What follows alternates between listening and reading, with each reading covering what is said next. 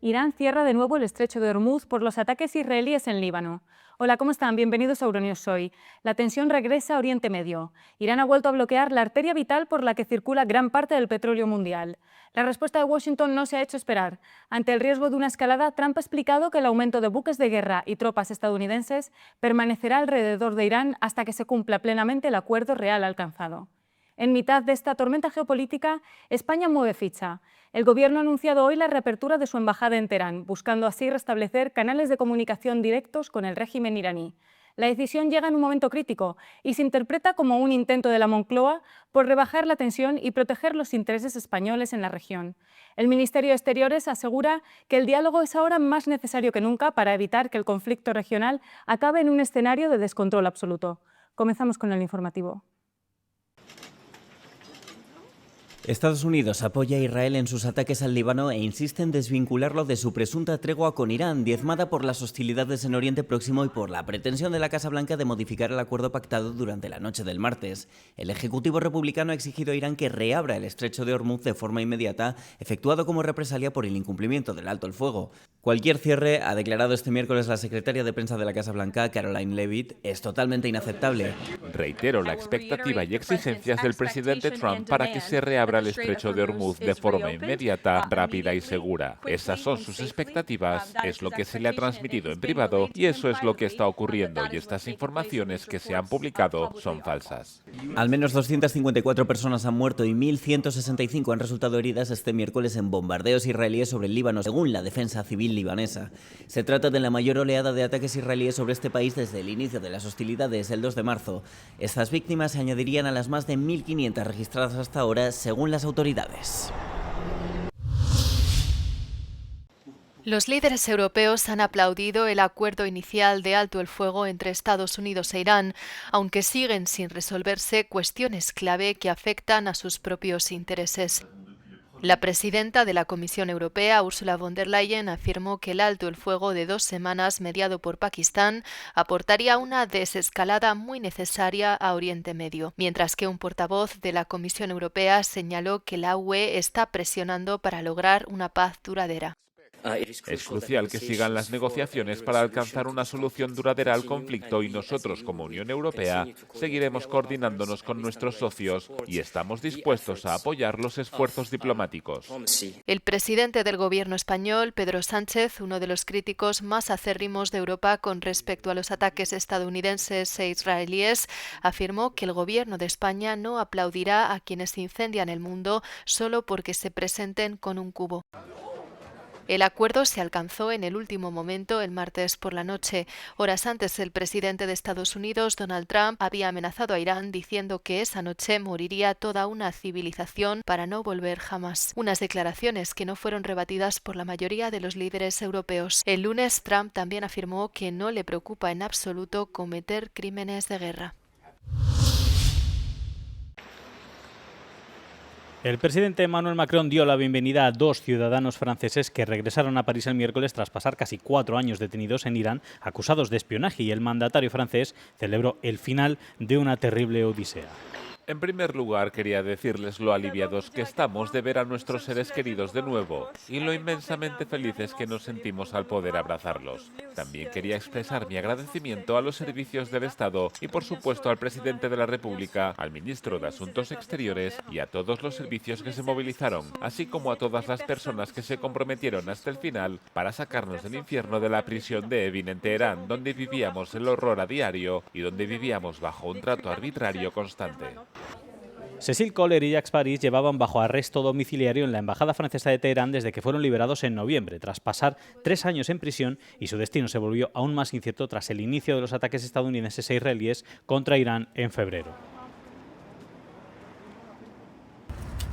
Fueron detenidos en mayo de 2022 al final de un viaje a Irán que, según sus familias, tenía fines turísticos. Al término de un juicio a puerta cerrada, un tribunal iraní los condenó en octubre a penas de cárcel por cargos de espionaje que, según sus familias, fueron inventados.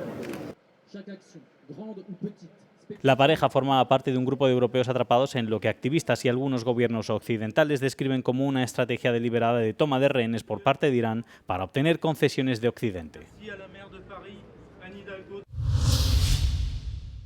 Los índices bursátiles han vuelto a caer en los mercados de Asia Oriental tras su apertura este miércoles debido a la incertidumbre en torno al alto el fuego iraní. Tras subir un 7% el miércoles en respuesta al anuncio de la presunta tregua, el índice Kospi de Corea del Sur ha caído levemente hoy un 0,86%. Entre las principales acciones, su multinacional más insigne, Samsung, cayó casi un 2,5%. Los precios de las acciones de las empresas constructoras se debilitaron en general, mientras que los de los fabricantes de baterías se fortalecieron. A pesar de las ganancias en Wall Street y en Europa, el índice bursátil japonés, el Nikkei, también cayó casi un 0,5%. Los precios de las acciones taiwanesas se desplomaron una media del 10% después de que Estados Unidos impusiese un nuevo arancel del 32% a los productos taiwaneses. Se trata de la mayor caída en un solo día jamás registrada en el país, retrocediendo hasta el nivel que tenía hace un año. El Fondo Nacional de Estabilización de Taiwán anunció que podría intervenir en el mercado si fuera necesario para restablecer la confianza de los inversores. El viernes, el gobierno anunció un paquete de ayudas de 88.000 millones de dólares para las empresas afectadas por los aranceles y el presidente de Taiwán declaró que tiene la intención de aumentar las importaciones e inversiones en Estados Unidos. ¿Está la Alianza Atlántica al borde del abismo? En una entrevista exclusiva con Euronews, el ex embajador de Estados Unidos ante la alianza advierte: la OTAN se encuentra en grave peligro. Tras la guerra con Irán y las constantes amenazas que sacuden el flanco sur, el diplomático asegura que la cohesión de los aliados está bajo mínimos. La falta de una estrategia común frente a Teherán y la incertidumbre en Washington podrían marcar el inicio del fin para la organización de defensa más importante del mundo.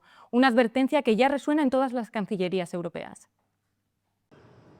Las amenazas del presidente de Estados Unidos, Donald Trump, de abandonar la OTAN, así como los enfrentamientos con los aliados europeos de Estados Unidos por su negativa a unirse a la guerra contra Irán, han creado la peor crisis a la que se ha enfrentado la OTAN, según declaró a Euronews el ex embajador de Estados Unidos ante la OTAN, Ivo Daalder. Lo que ha ocurrido en las últimas 6 semanas ha sido extraordinariamente perjudicial para la OTAN, sumándose al episodio de acuerdos ya de por sí extraordinariamente perjudicial. Y creo que los 3 meses que acaban de pasar los recordaremos como la peor crisis que ha sufrido la OTAN en 77 años. Daalder afirmó que las declaraciones de Trump, que sugerían que Estados Unidos podría no defender a los aliados de la OTAN frente a una futura agresión militar rusa, han desestabilizado la alianza. Añadió que la guerra de 6 semanas contra Irán ha agotado los recursos militares de Estados Unidos. Vemos una OTAN dividida, lo que ha sido el objetivo primero de la Unión Soviética y luego de Rusia durante la mayor parte de los últimos 80 años. Una OTAN que está verdaderamente en desacuerdo y una OTAN en la que el presidente de Estados Unidos le dice: no voy a defenderos, no cuenten conmigo, o más bien adiós, como él mismo dijo. Tal y como afirmó en su rueda de prensa del lunes, es un buen momento para poner a prueba a la OTAN si uno se encuentra en Moscú. Mientras tanto, el secretario general de la OTAN, Mark Rutte, se encuentra en Washington, D.C. para intentar aliviar las tensiones entre Estados Unidos y sus aliados europeos. Ni siquiera la presencia de Mark Rutte en Washington, donde fue recibido en la Casa Blanca, ha logrado aplacar la presión de Estados Unidos sobre la OTAN, después de que numerosos países de la Alianza Atlántica se hayan negado a participar en la reapertura del Estrecho de Hormuz a pesar de las exigencias del presidente Donald Trump. Trump, en una publicación en las redes sociales tras la reunión, insistió en que la alianza no estuvo ahí cuando Estados Unidos la necesitaba. Antes, la secretaria de prensa de la Casa Blanca ya había marcado el tono de la reunión.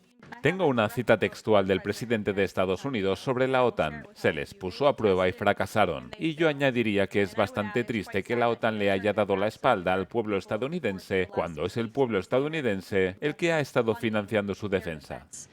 Tras hablar con Trump durante más de 2 horas, el jefe de la OTAN, Mark Rutte, declaró a los medios estadounidenses que Trump estaba claramente decepcionado con muchos aliados. Rutte, sin embargo, destacó que aunque algunos aliados no se habían sumado a la operación contra Irán, la gran mayoría de los países europeos sí que están siendo de gran ayuda. En las últimas semanas, Trump ha amenazado con retirarse de la alianza por su negativa a implicarse en la guerra de Estados Unidos e Israel contra Irán, especialmente después de que Teherán bloqueara el Estrecho de Hormuz, lo que provocó un aumento de los precios mundiales del petróleo. Reino Unido y Noruega afirman haber liderado una operación para disuadir a submarinos rusos sospechosos de realizar actividades maliciosas en el Atlántico Norte. Aviones y cientos de efectivos monitorearon un submarino de ataque ruso y 2 submarinos espía cerca de infraestructura submarina al norte del Reino Unido durante más de un mes, declaró el martes el ministro de Defensa británico John Healey.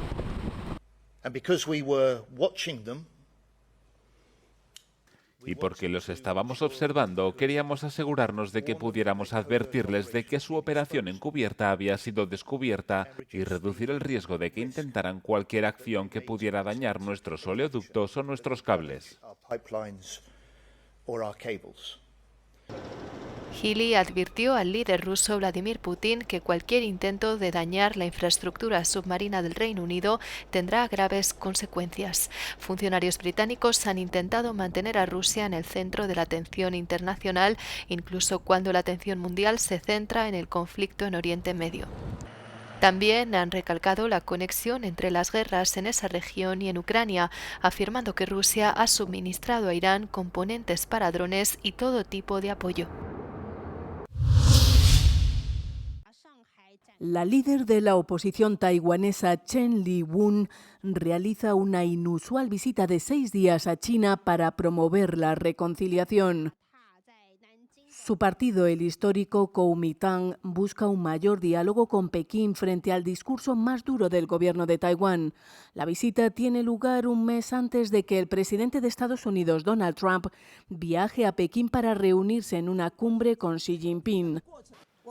Deberíamos trabajar juntos para promover la reconciliación y la unidad a ambos lados del estrecho de Taiwán y crear la prosperidad y la paz en la región. Se trata del primer viaje de un líder del Kuomintang a China en una década. Desde entonces, la escalada entre Pekín y Taipei se ha incrementado, aumentando la presencia de aeronaves, buques de guerra y maniobras alrededor de la isla. Chen, que busca crear lazos más estrechos con Pekín, podría reunirse con Xi Jinping el viernes, pero aún no ha habido confirmación. El gobierno de Taiwán desconfía de esta visita, pues China se niega a dialogar con el gobierno del Partido Democrático Progresista taiwanés, a quien califica de separatista. La policía brasileña ha incautado este miércoles una cantidad récord de hasta 48 toneladas de marihuana en una favela de Río de Janeiro, descubiertas por un perro rastreador durante una operación contra bandas criminales. Durante la operación en el Complexo da Maré, en la zona norte de la ciudad, un pastor belga malinois llamado Hulk alertó de algo sospechoso debajo de un depósito de agua en un edificio abandonado. Un agente descubrió un búnker en el interior donde se ocultaba toda la cantidad de droga decomisada.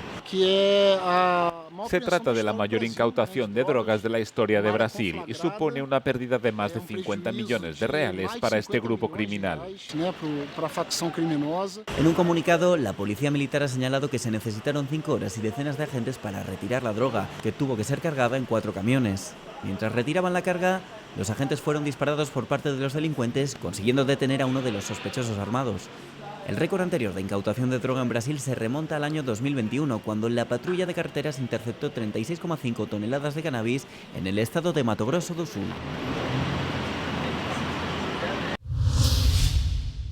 Activistas de Greenpeace protestaron este miércoles frente al Congreso argentino contra la reforma de la ley de glaciares impulsada por el gobierno de Javier Milei, en paralelo a su debate parlamentario. Las protestas incluyeron una acción en las escalinatas del Congreso, donde varios activistas fueron detenidos tras la intervención de la Policía Federal. La organización dice que se trató de una acción directa y pacífica para alertar sobre el impacto de la reforma en la protección del agua. El gobierno defiende la reforma como parte de su estrategia económica, mientras organizaciones ecologistas advierten de un posible retroceso ambiental.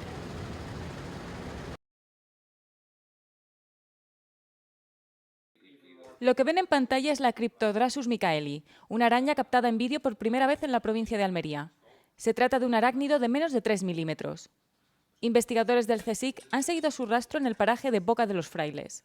Para encontrarla han utilizado estas trampas de caída, pequeños recipientes ocultos bajo tierra que pasan desapercibidos para la fauna local. Según el científico Jordi Moya Laraño, todavía sabemos muy poco sobre la biología de este animal, pero su identificación es un paso crítico. Descubrir nuevas especies, en particular especies raras, es muy importante porque la abundancia de estas especies nos indica cómo se encuentra el medio natural. Así pues, si se encuentra la misma especie por todas partes, una especie muy abundante, eso significa que ese hábitat no está bien conservado. En los hábitats bien conservados, es de esperar encontrar especies cada vez más nuevas, raras y poco abundantes. Ahora el reto de estos científicos es descifrar cómo encaja esta pequeña pieza en el complejo puzzle de la biodiversidad del suroeste español.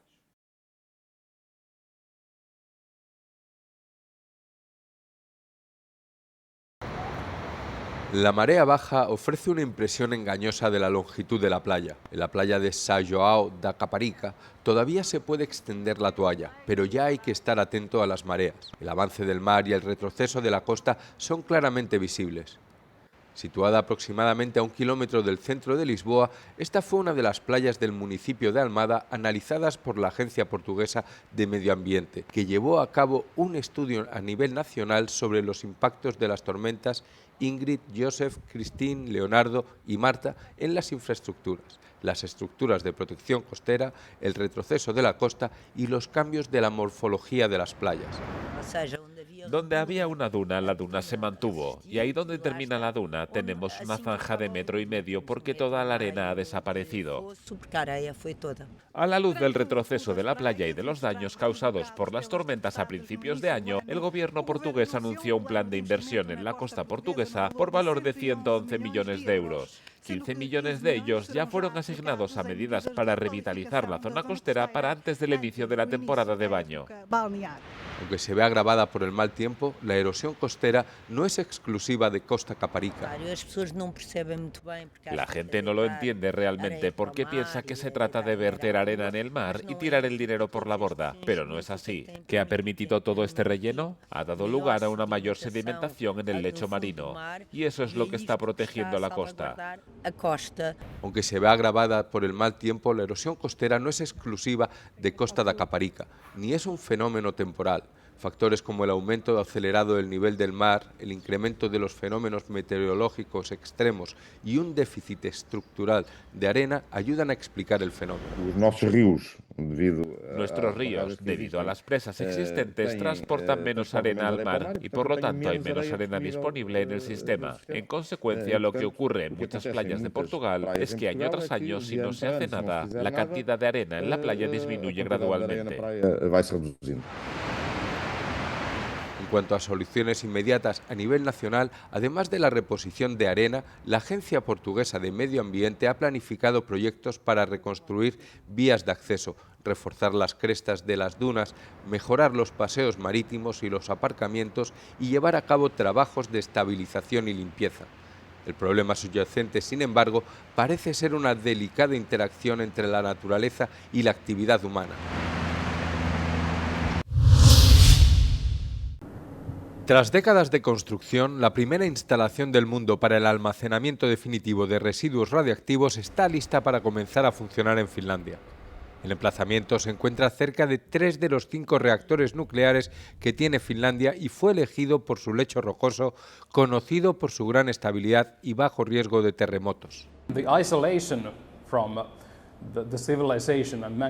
El aislamiento de la civilización y de la población en la superficie es importante debido a la radiación que emiten los residuos. Pero la cuestión es que al llevar a cabo este almacenamiento definitivo, podemos eliminar los residuos de forma más segura que almacenándolos en instalaciones situadas en la superficie.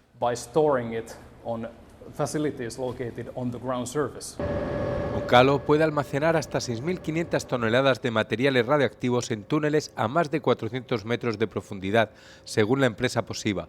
Pero el almacenamiento de residuos nucleares sigue estando plagado de incertidumbres. Siguen existiendo riesgos. Hemos tenido Chernóbil, hemos tenido Fukushima y obviamente los residuos nucleares. Quizá estemos cerca de una solución para eso. Nadie más en el mundo está ni de lejos cerca de resolver este problema.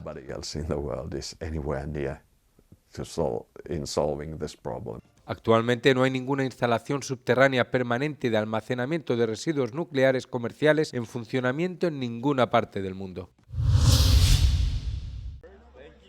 La mujer que admitió haberle vendido a Matthew Perry la ketamina que le causó la muerte ha sido condenada a 15 años de prisión en Estados Unidos. Jasmine Sanga, conocida como la reina de la ketamina, es la tercera acusada en ser condenada de las 5 personas que se han declarado culpables en relación con la sobredosis del actor en 2023. Perry, que falleció a los 54 años, había admitido abiertamente que llevaba décadas luchando contra sus adicciones. La madre del difunto actor, Susan Morrison, y su padrastro, el conocido periodista Keith Morrison, estuvieron presentes en el juzgado. El papel de Perry como Chandler Bing en la serie Friends, una de las más emblemáticas de los años 90, le convirtió en una de las mayores estrellas de la televisión de su época.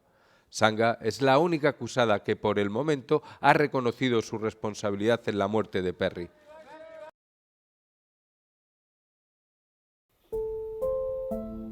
Se inaugura en Londres una nueva exposición sobre el estilo de la reina Isabel II que ofrece una visión única del legado de moda de la difunta monarca.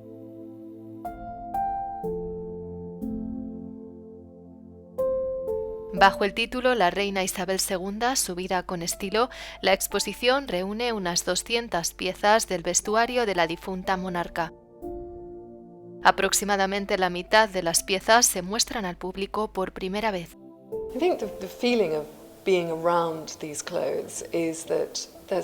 Creo que la sensación que se tiene al estar rodeados de estas prendas es que la historia está ahí, justo delante de nosotros. Y espero que al ver estas piezas, al ver la ropa de la reina, se despierten recuerdos y reminiscencias en nuestros visitantes de una vida tan larga dedicada al deber y al servicio de nuestro país.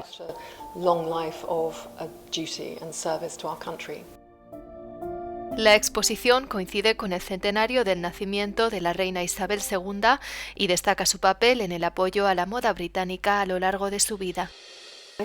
Lo que realmente quiero que se lleven consigo los visitantes es una comprensión mucho más profunda de su relación con la moda británica y el papel que desempeñó en el apoyo al diseño británico, incluso desde su juventud en la década de 1940, cuando la alta costura se encontraba en sus inicios aquí en Londres y trataba de competir con la alta costura parisina, lo que por supuesto acabó consiguiendo y su apoyo fue muy importante. Desde la alta costura de sus inicios hasta sus looks posteriores, fácilmente reconocibles, el vestuario de la reina desempeñó un papel clave en la configuración de la imagen global del estilo británico.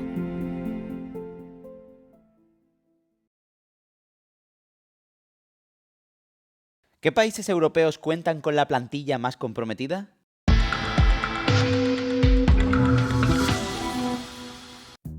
El compromiso de los empleados a nivel mundial sigue disminuyendo, lo que significa que los trabajadores se sienten menos implicados o comprometidos emocionalmente con sus empresas.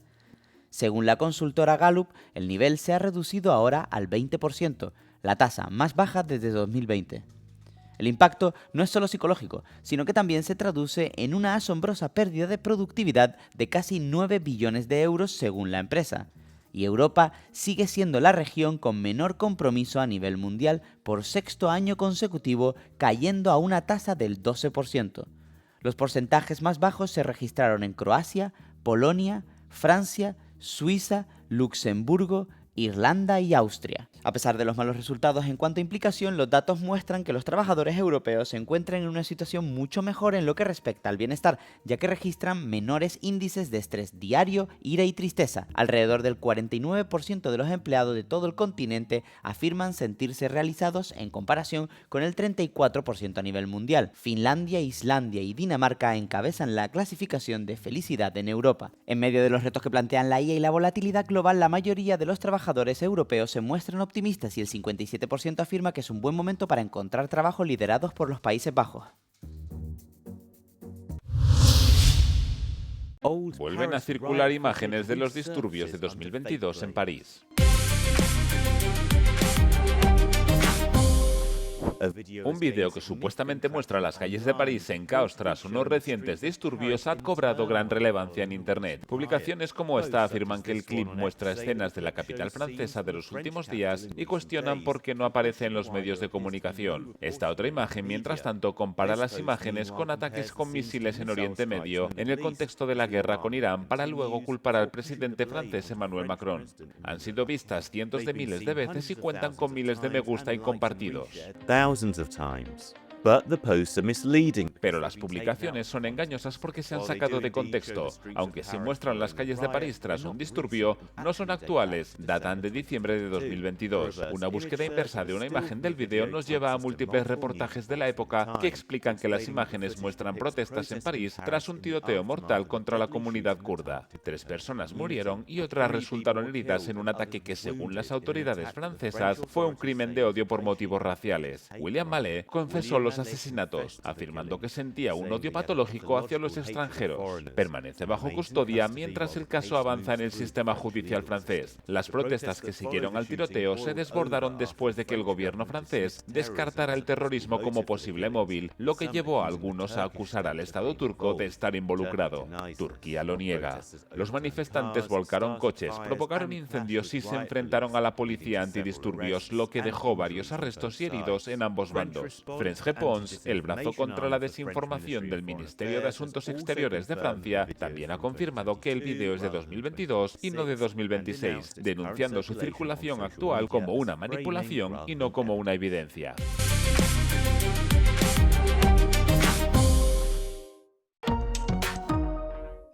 Hasta aquí las noticias, gracias por seguirnos. Ahora les dejamos con el tiempo. Como saben, pueden mantenerse informados a través de nuestras redes sociales y nuestra página web. No olviden seguirnos en el canal de YouTube para no perderse ningún Euronews Hoy y compartan el vídeo. Les recomendamos además que se descarguen nuestra app para estar al día de todo lo que ocurre tanto aquí en Europa como en el resto del mundo. Tras la previsión meteorológica podrán ver el vídeo No Comment. Buen día y buena suerte. Euronews, el tiempo.